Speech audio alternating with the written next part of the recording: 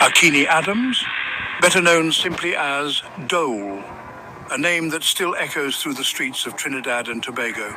His rise was one of terror and bloodshed, and his fall was that of the same. Starting off as a minor foot soldier for the likes of Berkey, the leader of the Sealots sect of the Rasta City's 7 gang. Dole's story is an inspiring one. He was the face of fear, the embodiment of the darkness that lurked in the corners of the city. His wealth and power came fast, and it went fast as well. In the early days, Dole was a young shooter for Berkey, but his thirst for blood, fame, and money was ever glazed in his eyes. Dole's story is one of violence, power, and ultimately death. His rise to power was marked by bloodshed and brutality. He started off as a poor Sealots fisherman, but his knowledge of seas made him a valuable asset to Berkey's Sealot 7 gang. That he quickly rose through the ranks, as well as for being known as a straight shooter, often taking out his Muslim enemies with brutal force.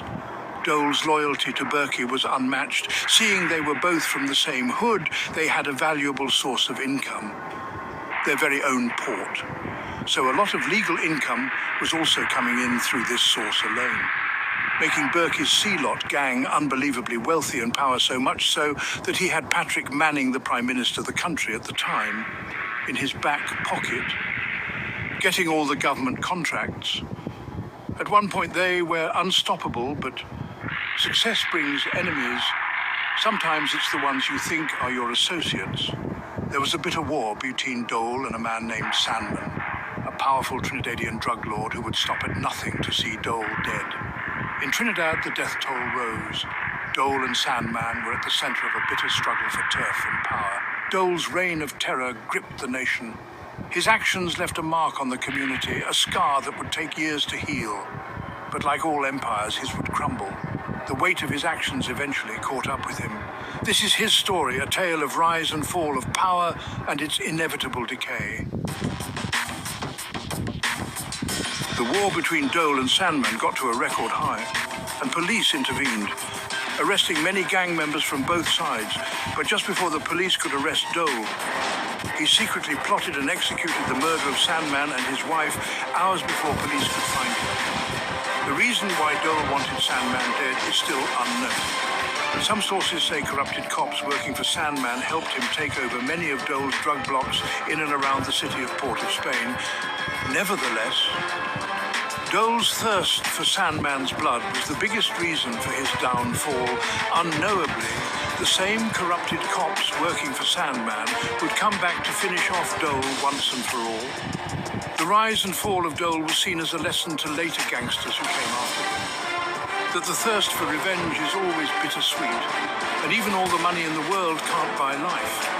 Being of East Indian descent, Dole was often segregated in society. His rise to fame was a noticeable one, as he was one of the first gang members ever to wear almost $1 million worth of gold on his neck alone. The public was even more shocked to see him buy an expensive Range Rover, a bold testament to show that crimes really does pay. Big time.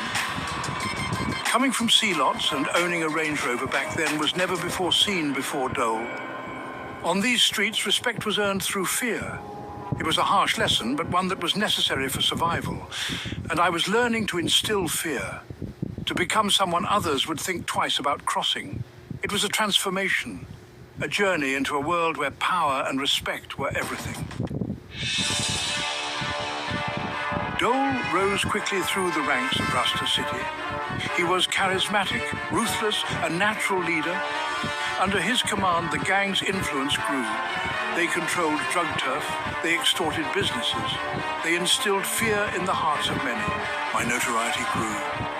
My name was whispered in the streets. I became a symbol of power, a Robin Hood figure to some, but to others, I was a menace, a threat to the very fabric of society. Rival gangs emerged, vying for control. The streets became battlegrounds. Turf wars erupted. The police seemed powerless to stop the violence. Dole was at the heart of it all.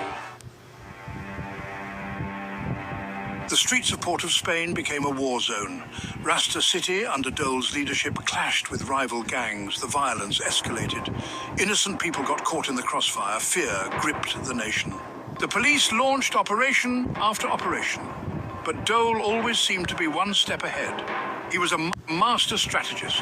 He knew the streets like the back of his hand. His network of informants and loyal followers provided him with protection. The body count rose. The nation watched in horror. Dole's name became synonymous with violence. He had become the most wanted man in Trinidad and Tobago. Dole was at the height of his power. His reach extended beyond the streets. He had infiltrated the police, the government. He operated with impunity. The people lived in fear. They were afraid to speak out.